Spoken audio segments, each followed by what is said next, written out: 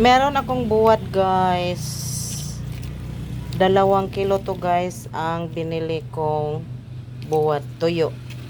Tuyo ba to guys sa Tagalog? Sa Amoa guys, ang tawag dito buwad. Buwad na mangsi.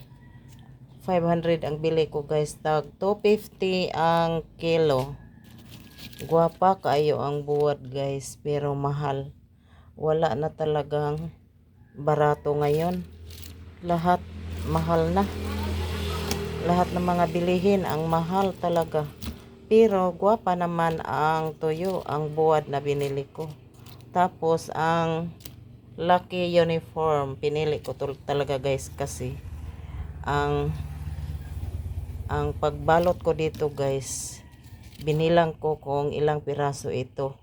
Itong 2 kilo, 180 pieces. 180 pieces ang 2 kilo. Kaya ganito ko siya guys. Ganito guys ang ginawa ko sa pagpresyo ng tuyo guys.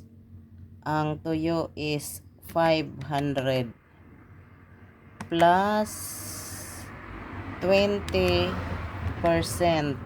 600 guys ang tuyo.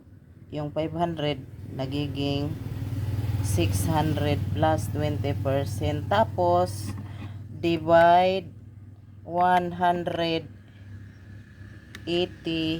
pieces.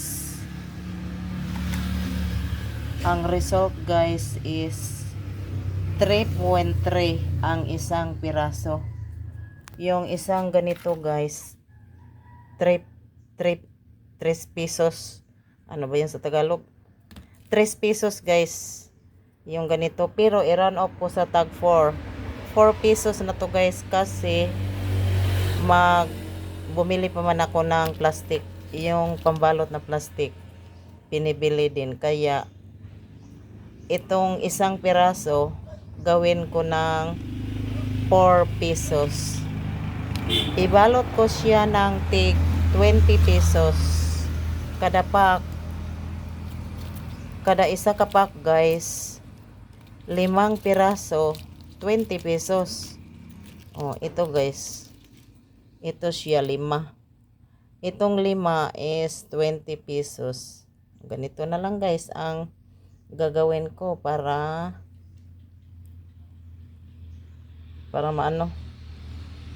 mabalot.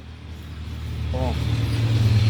Okay na to guys sa 20 pesos itong 5 piraso. Ganito ako magpresyo sa tuyo guys.